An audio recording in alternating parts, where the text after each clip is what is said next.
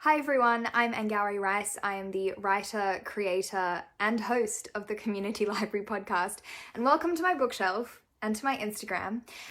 Since it's October and Halloween is coming up, I thought it would be fun to do a Halloween recommendations video for you. But this one is very special because it's for people like me who are scaredy cats. If you like witches and all things spooky and you're excited about Halloween but you don't want anything too scary, then this is definitely the video for you. I'm gonna list them in order of scare factor, starting from 0.5 ghosts to 5 ghosts. I know, it's dumb, but it's cute. Okay, so I want to get straight into it. To begin with, my first recommendation is When the Moon Was Ours by Anna Marie McLemore. This is a YA romance with a magical twist. It's kind of like magical realism, I would say, and it features pumpkins. And it also tackles some really important and difficult issues. And this is not scary at all. It's 0.5 ghosts. But I wanted to put it in here because, yeah, it features pumpkins and it definitely has that magical autumn vibe if you're looking for that. It's also really short. It's under 250 pages long. And in terms of difficulty, I'm rating difficulty by pumpkins. Out of 3 pumpkins, so 3 being like really difficult to read and 1 being not very difficult at all, I would say it rates somewhere in the middle in like 2 pumpkins. It's not very difficult to read. It's a YA book, but the language is very flowery and lyrical, so go into it knowing that. Next recommendation I have for you, also at 0.5 ghosts on the spooky scale, is Witness for the Prosecution by Agatha Christie. If you are a frequent listener of the podcast, you know that I love Agatha Christie, but this one I'm recommending because it's short. That's the other thing about this list. Most of these books are really, really short. This is a short story that is kind of like a crime drama, a courtroom drama. Again, it's not spooky at all. It just obviously begins with a murder, but it's not scary. And of course, like Agatha Christie always does, she delivers a great twist at the ending. So I highly recommend. In terms of difficulty, this is 1 pumpkin. It's really easy to read. My next recommendation is The Blank Wall by Elizabeth Sanksay Holding. This is an amazing edition that I got for Christmas last year. It's like from the 1940s. This is a hidden gem mystery thriller. So it's set and written during the Second World War in England, and it's about a domestic housewife who gets tangled up in a murder. Of course, it's a little bit spooky. It's like we're up to 1 ghost now. It's a little bit spooky because, you know, you've got a murder involved, but it has some very interesting discussions on women's roles in family and how that kind of changed during the war. And yeah, it's about a mother just trying to like find herself again, I guess, plus with a mystery thriller twist. My edition is 130 pages, and it's 1 difficulty rating, like 1 pumpkin. It's very easy to read. My next recommendation is the Murder Most Unladylike series by Robin Stevens. I've recommended this a bunch of times. I really love it. It's a middle grade series about 2 girls who solve mysteries at their boarding school. It's really cute. It's like Agatha Christie because it's set in the 1930s, but because it's written in the 2010s, you obviously get a more modern lens and modern take on the 1930s mysteries. I would say this has 1 ghost on the scare factor scale, whatever I'm calling it, and most of the books are really short. They're only like, 250 pages, and it's definitely 1 pumpkin in terms of difficulty. Very easy to read because it's written for 12-year-olds, but I love it. Okay, my next recommendation is My Sister the Serial Killer by Oyinkan Braithwaite. I read this a few years ago now. It's a very short Gothic mystery about a woman whose sister keeps killing her boyfriends. She says it's by accident, but we don't really know. And the protagonist is always like roped in to clean up her sister's messes. And I don't want to tell you any more than that. I would say this has about 2 ghosts on the spooky scale. It's very easy to read because it's told in short little vignettes. It's only about 250 pages long. And again, pretty easy to read, just 1 pumpkin difficulty. My next recommendation is a classic that I only read for the first time a few months ago, and that is Frankenstein by Mary Shelley. I'm sure you've heard of this.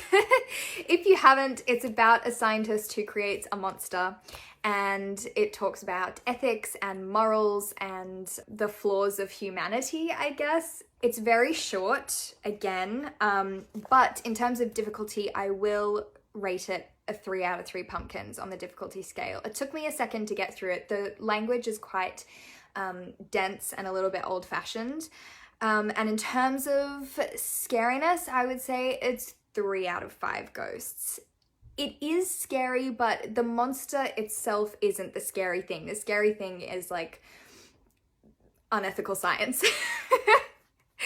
If you want to like look beyond the, you know, I guess mythology of Frankenstein's monster, you know, that we all know and love in pop culture, then this is really great, because just to go back to see where it all started and to see how the image or the idea of Frankenstein's monster has changed over the years. Okay, my next recommendation is, I promise it's not this whole book. My next recommendation is a short story that is in this book, and that is The Yellow Wallpaper by Charlotte Perkins Gilman.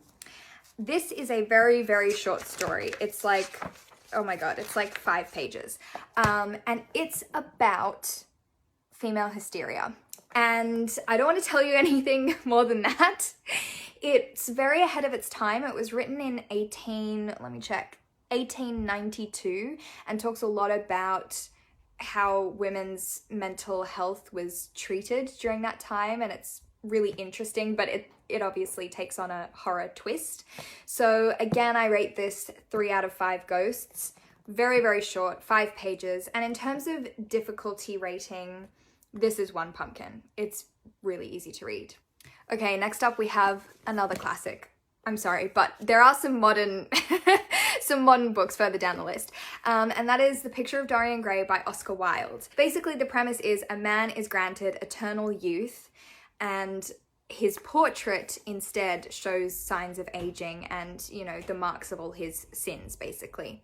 And that's kind of a spooky concept in itself, but the thing that's scary about this book, again, kind of is the moral failings of man rather than, you know, someone's picture aging. The language in this is like so kind of deep and immersive, and because of that, I would say it's 3 out of 3 pumpkins in terms of difficulty. There are some passages in here that were kind of a slog to get through.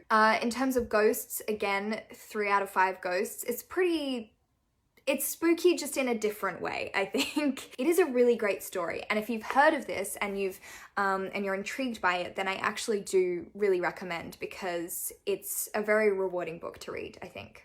Okay, next we have Edgar Allan Poe. Of course. Again, this is his complete stories, so I'm not recommending you all of them. I'm just recommending his most famous, which is The Telltale Heart. There you go. There it is. So this is super short. It's like 3 pages. I read it pretty recently for the first time. It's just a short, scary story. Again, 3 out of 5 ghosts. I thought it was really scary. Oh, I've actually written 3.5 ghosts here. I thought it was scary. It is really, really well written, and when you read it, you can tell why it's so famous. Not very difficult to read. 1 pumpkin, I'd say. I really recommend, because again, it's really quick. Why wouldn't you read it? It's like 3 pages. Okay, next up we have a contemporary book, and this is Catherine House by Elizabeth Thomas. I read this around Halloween time last year, and I really loved it. This is not for everyone. This is a YA speculative fiction about a girl who goes to a boarding school, and it's very cut off from the rest of the world, very mysterious, and she doesn't know the secrets of the school, basically. And it's new adult. It's a college, not a high school. This one is very intoxicating. The vibes are just immaculate. It's very Gothic, a little bit slow, a little bit weird, very atmospheric. So if you're looking for something to like really kind of sink into, then this is definitely the book to go with. And in terms of difficulty rating, I'd give it like 2 pumpkins, but I found it very readable. But because it is so much about atmosphere and character, it might take a little bit to get into if you like more structure in your novels. And in terms of ghosts, I rate this 4 out of 5 ghosts. It's pretty spooky. Again, it's not scary or bloody or gory. It's just, ooh, spooky. Next up, I have an Australian recommendation. This is Catching Telacrow by Anne-Boleyn Kwao-Mulliner and Ezekiel Kwao-Mulliner. If you remember, this was actually a book club pick for the podcast a few years ago, and I loved it so much. This is a YA mystery ghost story. It's so many things.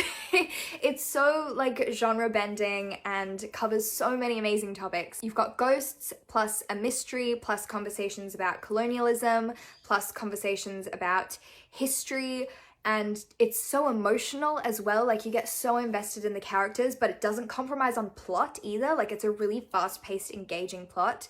Again, it's super short. It's like 200 pages. And in terms of spookiness, I definitely rate this 4 out of 5. I think it blends real life, hard-hitting, scary topics with the supernatural, like really, really well. And in terms of reading difficulty, this is 1 pumpkin. It's really easy to read. It's a YA. It's very accessible. And it's Australian, so if you want to read some Australian fiction, then definitely give this one a go. Lastly, number 13. The scariest recommendation I have is Through the Woods by Emily Carroll. This is a graphic novel, and I actually have a reel about me reading it because I read it for the podcast when I was trying out graphic novels. This is a collection of short horror comics, and the reason why it takes top spot and why it's 5 out of 5 spooky ghosts is because you have that visual element to scare you. Because it's not like a movie or a TV show, you're not getting jump scares, but the way she's used the pages, it's really effective. You know, you don't want to turn the page because you don't want to see what's on the next page. Every story has a different premise, a different style, set in a different time period, and it's so beautifully illustrated. Reading it, I wanted to like dive into that world, even though all these horrible things happen there. And again, in terms of difficulty, this is like 1 pumpkin. Because it's a graphic novel, it's really easy, really accessible. You've just got dialogue and short snippets of writing, and most of the storytelling is done visually, so that's what makes it really kind of special and scary. That's it. That's all the recommendations I have for you. I hope if you, like me, are a scaredy cat but still want to get into the spooky season, I hope this has been helpful for you. Let me know if you've read any of these in the comments, or if you have any other recommendations of books that have similar vibes but are not really that scary. That's all from me for now, but of course I'll be chatting to you next week on the podcast. So until then, happy reading!